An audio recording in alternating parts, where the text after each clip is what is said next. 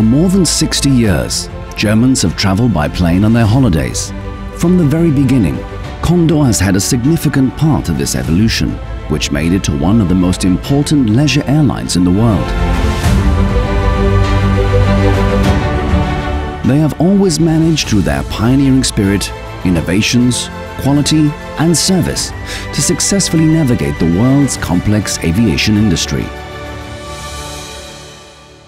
After long negotiations with the Allied nations, the Federal Republic of Germany was declared to be a sovereign nation again on the 5th of May 1955, and therefore regained its air sovereignty. By December of that year, Deutsche Lufthansa, Hapag with the North German Lloyd and the German Federal Railway formed the new company Deutsche Flugdienst GmbH.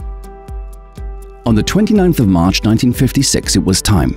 With 3 Vickers Viking aircraft, a party of tourists started from Frankfurt with 2 stops in Nice and Athens to Beirut and then on to Jerusalem the next morning.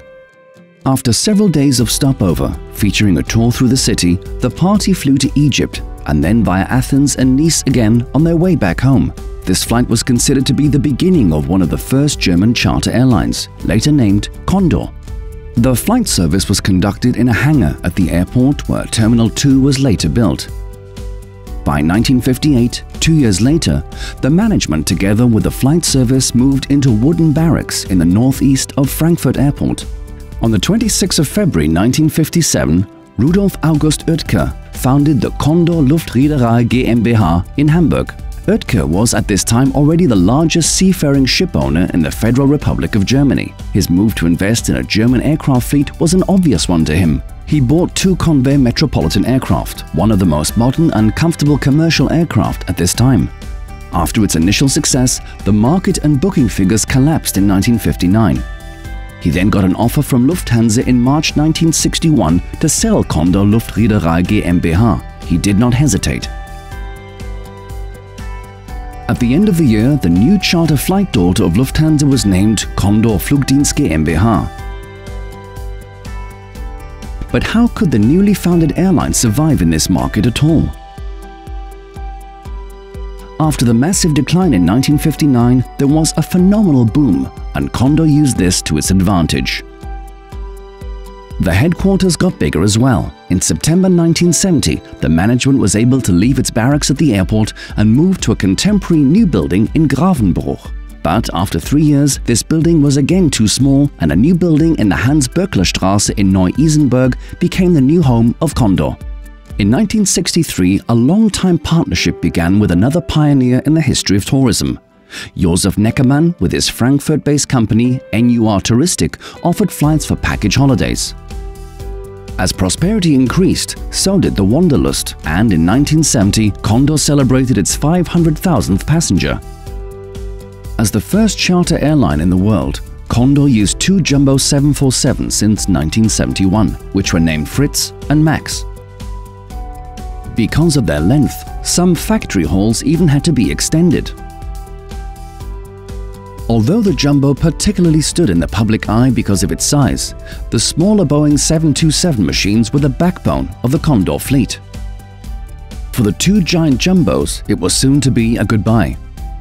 In 1979, it was decided with a heavy heart to sell the 2 Boeing 747s, Fritz and Max.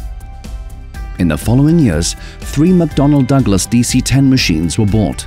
These were supplied with a polished fuselage. Since the paint on a plane is a large contributing factor to an aircraft's weight, a lot of fuel could be saved. This played a major economic role after the experiences of 2 major oil crises in 1973 and 1979. In the beginning of the 80s, the German tourism industry had a big crisis. The oil price increased by 30%, and the additional costs of kerosene were only able to be compensated by a fuel surcharge for the customers. This led to a large wave of cancellations at the tour operators. A remarkable number of tourists were shocked by the big price increases for air travel packages. In the beginning of the 90s, Condor bought 27 new Boeing 757 and 767s into their fleet. The special thing about the 757 was that in 1999, Condor was the launching customer of the model 757-300 and therefore was the first client worldwide to get this aircraft model. The management of Condor had to pack their belongings again. The spacious new Condor headquarters could now be found in the Am Grünen Weg im Kelsterbach. The economic success of Condor was not only because of the reduction of cost structures and the increase in demand, but also because of its many innovations. For example, the introduction of the new Condor Comfort class in 1991 was a success right away.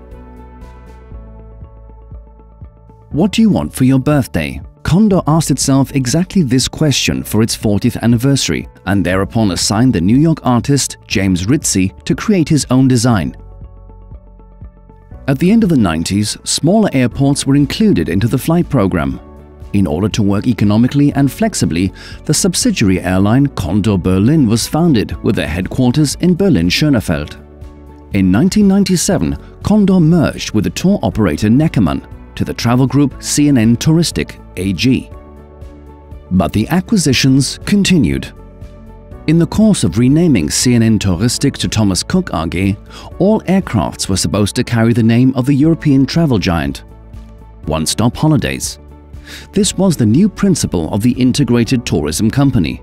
Tour operator, airline and hotels combined in one company. This brought advantages and sounded an easy principle, but the practice was more difficult than anticipated. The decades-long tradition of the airline Condor, and with it the brand-related quality, should be replaced by the relatively unknown brand in Germany, Thomas Cook. This decision not only surprised customers, partners and staff, but also the public too. Furthermore, the passengers were not able to connect the new name Thomas Cook with the feeling and trust they were used to from Condor. Ganz ehrlich zu sein, to be honest, I have signed a contract with Condor, and my personal genes always were that Condor should be Condor and not Thomas Cook.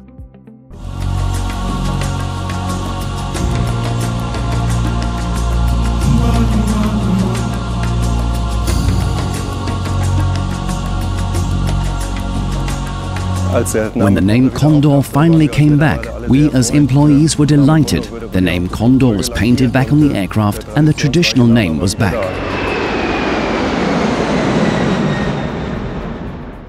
In order to promote the new and attractive offers from Condor, in 2004 the airline was thinking about a completely new advertising campaign, and The Fly was born. She accompanied Condor for 11 years and attracted great attention. Condor's customers eagerly waited for the beloved Fliegenpreise as well as special offers in Condor's route network. Extensive investments in products and fleet were done. 2.5-meter-high winglets, which were copied from birds by the architects, were attached to the wings in order to save up to 5% kerosene per year and aircraft. And interiors were renewed as well, in order to make the flight even more comfortable for the passengers. Additionally, Condor, as the first leisure airline, introduced the premium economy class on long-haul flights, and shortly afterwards also on short and medium-haul flights.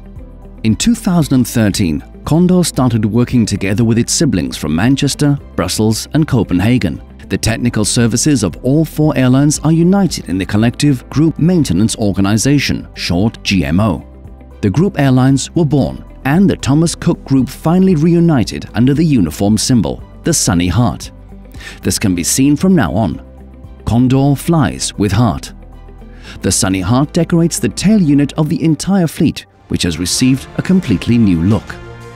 60 years have passed since Condor first flew to the Holy Land. And the small charter airline from back then now is one of the best-loved leisure airlines, with around 4,000 employees, 45 aircraft and approximately 75 destinations worldwide. Since the maiden flight in 1956, Condor has flown more than 214 million passengers to their holidays in 60 years. Many challenges were mastered. After over 60 years, the most liked airline in Germany still feels the desire to fly.